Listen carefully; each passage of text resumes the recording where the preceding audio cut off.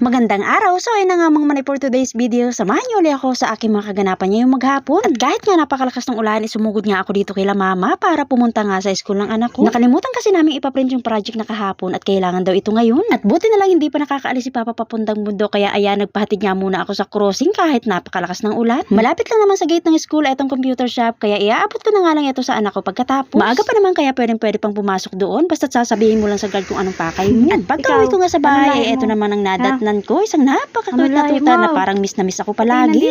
Dila. Fast forward, nakauwi na nga ang anak ko galing eskwelahan at katatapos nga lang namin kumain dyan. Tinawag nga rin kami ng kapitbahay namin, gawa ng mangunguha nga daw kami ng lansones at nakopa. Dito nga lang yan sa harapan ng bakuran nila at kita nyo naman napaka-presko ng paligid, parang ang sarap-sarap tuloy matulog sa duyang. At sinimulan ko na nga ang panunungkit at dito nga ako nagsimula sa gilid ng bahay nila. May nakita nga rin akong hinog na kakao, kaya ayun pinaalam ko na nga rin sa may-ari at ayan nga, inaakit na nga nitong anak ko. Mababa lang naman ang mga puno ng kakao at kayang-kaya nga itong akyatin ng mga bata. At ayan na nga, inikot-ikot na nga lang ng anak ko para mapagtalo sa pagkakakapit sa puno. Masarap nga din itong gawing tsokolate, pero bago yan, kailangan muna netong ibilad sa araw, isangag at ipagiling sa bayan. At pag nagiling na, pwede na nga kayo makagawa ng tableya at perfect na perfect nga din ito pag gusto nyong kumain ng champurado. Pinabababa ko na nga ng mga oras na yan ang anak ko, gawa nga ng mangunguha naman kami ng lansones. Sobrang saya naman talaga pag may mga namumunga kayong puno sa bakuran. Abay, hindi na kailangan pumunta sa bayan para makatikim ng prutas. Kaya naman sa may mga ekstrang lupain dyan, abay tanim-tanim man yun na para sa susunod na henerasyon, may maani naman sila. At ayan na nga, nag-i-enjoy na nga itong anak ko sa panunungkit at kita nyo naman napakagaling, abay hindi nalalaglag sa lupa. At pinatigil ko na nga rin ang anak ko sa panunungkit at sinabi ko sa kanya na tama na at baka mamaya hindi na kami makaulit.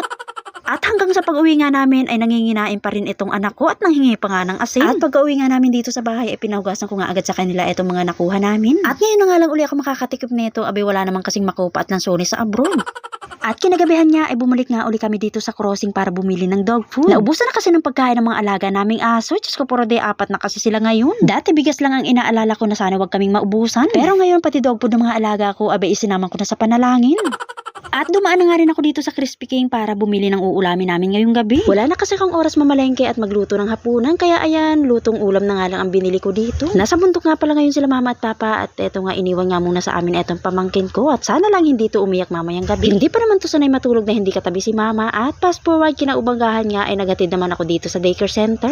Napuyat nga rin talaga ako kagabi, kaya ayan, umidlip nga muna ako dito sa school. Namamahay pa rin kasi itong pamangkin ko, kaya ayun, anong oras na nga rin siya nakatulog. At ang ginawa ko nga ay pinanood ko na nga lang siya ng mga cartoons dito sa cellphone ko hanggang sa malobas. Sanay na nga rin ako sa mga bata at alam na alam ko kung paano sila patatahanin. Number 1 na nga dyan ay yung mahabang pasyensya mo at huwag mong sasabayan ng init ng ulo. At eto na nga, habang nag-aantay nga ako dito sa gilid ay sinisilip ko naman ang langit. Schedule na naman kasi ng pagbagsak ng ulan at buti na nga lang talaga may dala kaming payong.